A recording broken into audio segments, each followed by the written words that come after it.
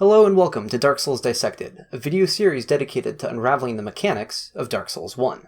Today, we'll be talking about Vagrants.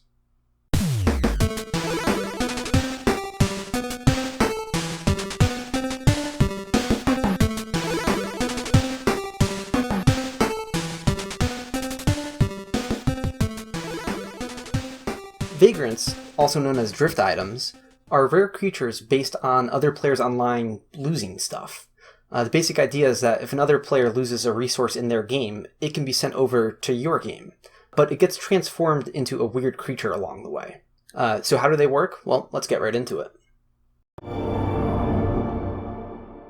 There are two different kinds of vagrants. We'll start with the evil vagrant. This is a hostile creature that looks sort of like a hatched egg with a crab claw for an arm, insect legs, and some tendrils on top. And inside its core is a sort of black mass, likely intended to represent humanity. It is known to have a dangerous projectile attack that sometimes catches players off guard. But if you see it coming, it deals only physical damage, so it can be easily blocked without any harm done.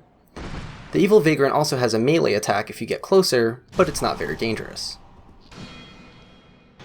They are guaranteed to drop a humanity when you kill them, or a twin humanity, but I'll talk more about that in a moment. So how do these vagrants spawn? Well, humanity is a sort of underlying theme to these vagrants, so humanity is what causes them. Specifically, they come from the lost bloodstains of other players online. If a player dies and fails to retrieve a bloodstain that has 5 or more soft humanity in it, their game will attempt to send the vagrant to another player online. Now, apart from the player who's targeted being random, there really isn't a randomization aspect to this. If you lose a bloodstain with 5 or more humanity in it, it's a guarantee that your game will try to send an evil vagrant to another player. There have been some misconceptions in the past about what spawns them, like having more humanity will help in some way, or a large amount of souls, but that's actually not true. Souls aren't a factor at all, and all you need is the 5 humanity. Now sometimes, vagrants will have that dark red color to them, like an invading phantom. Their behavior is the same as the normal vagrants, they just have some buff stats and are guaranteed to drop a twin humanity instead. So you might be wondering, what's the difference and how do these ones come about? Well, at some point earlier, it was a normal vagrant. It's just that it's been passed around at least 20 times online, and it starts looking like this. Yep, you heard right, 20 times. It's kind of crazy. So not only does the bloodstain get sent out to another player's game, but the vagrant itself, if not killed by a player, will get sent out again to other players online. If it exchanges hands 20 times or more, that's how it turns into the red version. So if you ever see this version of the red vagrant, you should feel pretty honored, because it had plenty of opportunities to die before you saw it. Let's move on to the good vagrant. These are docile vagrants that look underdeveloped compared to the evil vagrants. Quite literally like an unhatched egg this time around. Their behavior is identical to crystal lizards, as they'll never attack you. They'll just run away and disappear. The good vagrants can potentially drop a wide variety of items. Now, if you see a sort of pattern coming here, when I ask what spawns the good vagrants, you might be able to guess that the answer is a variety of items. Various items that are dropped and abandoned by players online could be sent out to other players. But this is where things start to get a little weird. Unlike the evil vagrants, which become an evil vagrant for their first recipient, the various dropped items have a sort of gestation period before they actually become good vagrants. Before they become a good vagrant, they get sent around as what I like to call a drift item bag. When certain items are dropped and abandoned, typically rare items that can't be easily stockpiled without farming, these can be sent out to other players as drift item bags.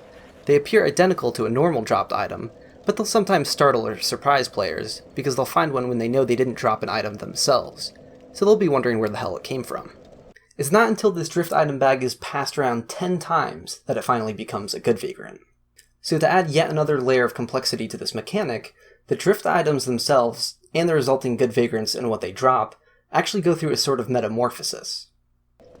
Let's say I drop a gold coin in my game, then die or reload the area. The recipient of that drift item bag, if they find and pick it up, won't actually find a gold coin in it. Instead, it'll be carrying rubbish. The resulting good vagrant will drop charcoal pine resin, and if that good vagrant gets passed around enough to become the red phantom version, then it will drop a gold pine resin.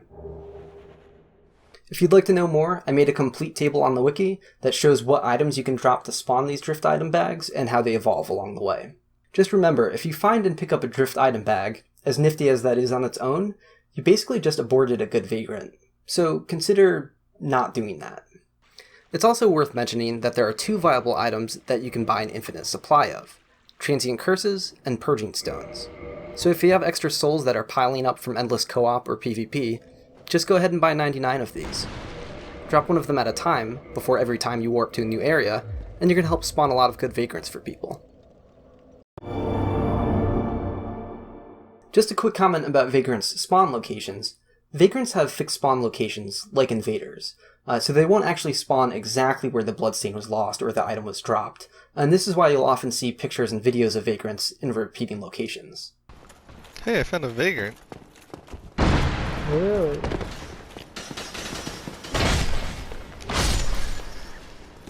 Though the drift item bags themselves, before they become good Vagrants, actually do appear exactly where the item bag was dropped. So if you're trying to help spawn good Vagrants, consider hiding your item bag somewhere obscure so it's not found. So because of their fixed spawn locations, and there being a few bottlenecks of difficulty in the game, this results in there being a few Vagrant locations that are much more well-known and notorious than the rest.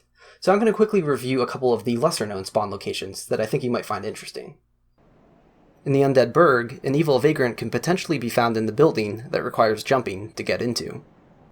In Lost Izalith, a good Vagrant can be found behind the chest in the area with the dragon butts. In the Darkroot Garden, a good Vagrant can be found on this cliffside dead end behind all the frog rays. And in Anor Londo, a good Vagrant can be found, well, here.